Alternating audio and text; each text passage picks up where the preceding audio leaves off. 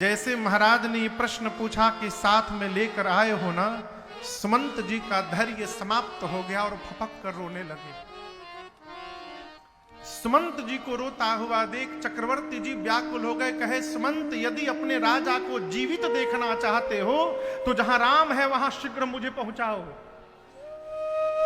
अन्यथा मेरा प्राण निकलने वाला है। सुमंत जी ने कहा, महाराज आप तो धर्म धुरंधर हैं, ज्ञानी हैं,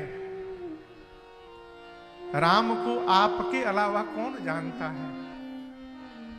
पहले दिन तमसा के तट पर वास हुआ, दूसरे दिन श्रृंगवेरपुर में वास हुआ और तीसरे दिन प्रातःकाल गंगा जी को पार करके राम मेरी आंखों से दूर चले गए।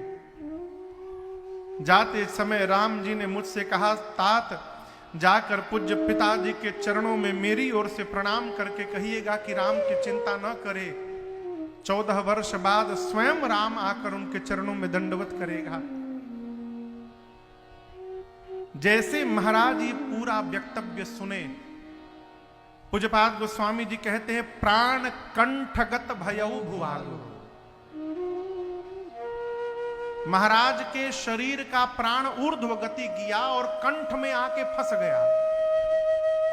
देखिए, जो मनुष्य जितना अधिक पुण्यशाली होता है, जो मनुष्य जितना अधिक निर्मल होता है, उसके शरीर का प्राण शरीर के उतने ऊपर के भाग से निकलता है, और जो मनुष्य जितना पतित होता है उसका प्राण शरीर के उतने नीचे के भाग से निकलता है। हम आप कितने सौभाग्यशाली हैं, हमारे आपके बगल में मईल चौराहा है, जहां पूज्य स्वामी ब्रह्मर्षि श्री देवराहा बाबा निवास किया करते थे। हम आप उन महापुरुष की छत्र छाया में, क्षेत्र में बैठकर यहां कथा गा रहे, श्रवण कर रहे हैं। कहते हैं, पूज्य श्री देवराहा बाबा के शरीर का प्राण शरीर के अंगों से नहीं निकला। वो आसन लगाकर बैठे, प्राण को आसन से खींचकर ऊपर योग से ले गए और ये ब्रह्मरंध्र फटा उनका, ये शरीर का ऊपर का ये सिर फटा और यहां से उनके शरीर का प्राण ऊपर गति किया। महाराज के शरीर का प्राण ऊर्ध्व गति किया और कंठ में आके फंस गया। गोस्वामी जी कहते हैं, प्राण कंठगत भयउ भुआलो। जब कंठ में प्राण फंस गया तो नीचे के अंग शिथिल हो गए, और महाराज की इस दशा को देखकर मां कौशल्या डर गई। मां ने चरणों को पकड़ लिया, कहा, प्रभु धीरज रखिए नाथ, राम के वियोग रूपी सागर में आज ये अवध जहाज बन करके डोल रहा है, और उस अवध रूपी जहाज पर केवल आप ही नहीं हैं, पूरा परिवार और समाज चढ़ा हुआ। आप ही इस अयोध्या के जहाज के नाविक हैं, इस नाव को पार लगाने वाले। प्रभु, यदि नाविक ही नहीं रहेगा जहाज में तो कहिए जहाज को समुद्र में डूबने से कौन बचाएगा। आप नहीं रहेंगे प्रभु तो पूरा परिवार समाप्त हो जाएगा। मैं कहती हूं, धैर्य रखेंगे तो 14 वर्ष के बाद राम स्वयं आकर आपको प्रणाम करेंगे। महाराज ने कहा, कौशल्ये, आज मुझे धैर्य नहीं, आज मुझे उस अंधे माता पिता की याद आ रही है। श्रवण कुमार के माता पिता ने मरते समय मुझे श्राप देते हुए कहा था, दशरथ, जिस प्रकार पुत्र के वियोग में हम मर रहे हैं, इसी प्रकार एक दिन पुत्र के ही वियोग में तुमको भी मरना पड़ेगा। हे राघव, आपको देखे बिना मैंने बहुत जी लिया। हे लक्ष्मण, हे जानकी, आपको देखे बिना मैंने बहुत जी लिया। मरते समय श्री चक्रवर्ती जी ने मां कौशल्या से केवल 2 बात कही है। कितनी बात? 2 बात। पहली बात महाराज ने कही, कौशल्या, आज तुमको एक बहुत विशेष बात बता रहा हूं। घर में प्रकाश के 3 साधन हैं, सूर्य, मणि और दीपक।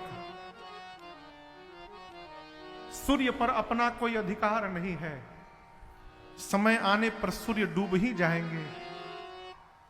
मणि सबके पास हो यह आवश्यक नहीं है, लेकिन दीपक सबके घर में होता है, जो उसके घर को अंधकार में प्रकाशित करता है। इसलिए हे कौशल्या, आपसे मरते समय एक बात कहना चाहता हूं, अपने घर के दीपक को बचा करके रखिएगा। मां ने पूछा, प्रभु ये दीपक कौन है? तब महाराज ने कहा, इस बात को कौशल्या मैया चित्रकूट में सुनैना जी से कह रही हैं कि महाराज ने मरते समय मुझे कहा था, बार बार मोहि कहे मही पा, जाने हूं सदा भरत कुलदीप।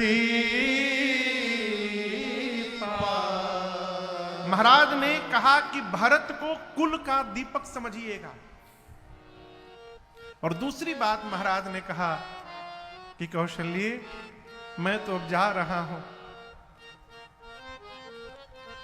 महाराज राम जी को राम से अधिक राघव कह के बुलाते थे।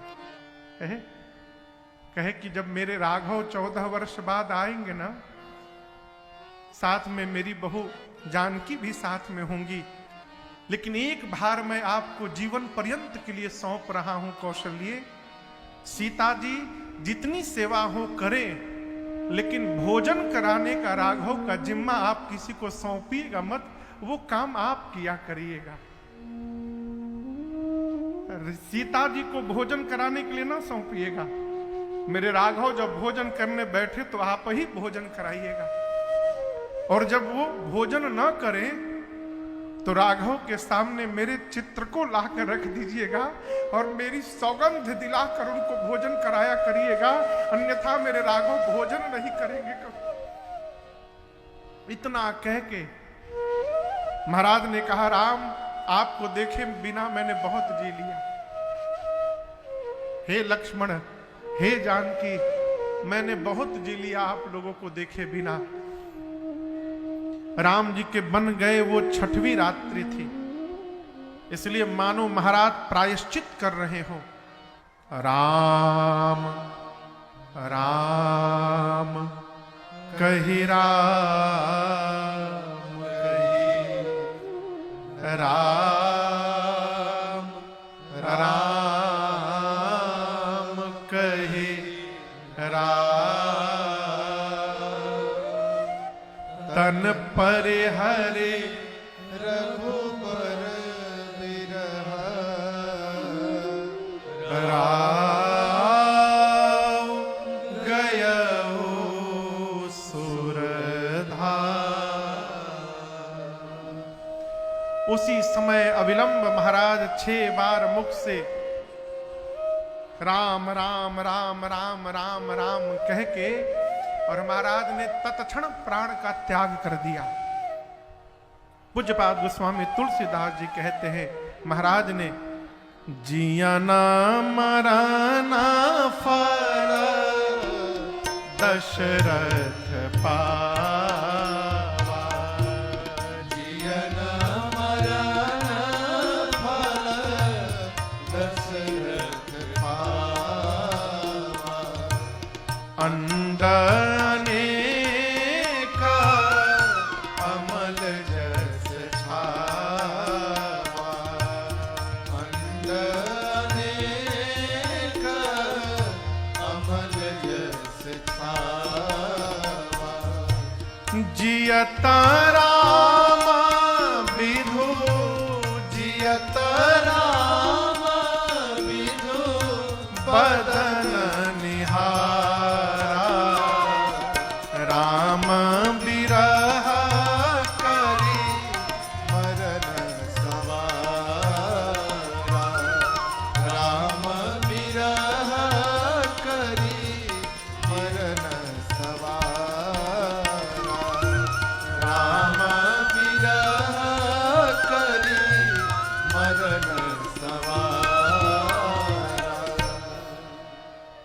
पूज्यपाद गोस्वामी श्री तुलसीदास जी महाराज कहते हैं कि चक्रवर्ती जी ने अपने जीने का भी फल प्राप्त किया और जगत से जाने का भी फल प्राप्त किया।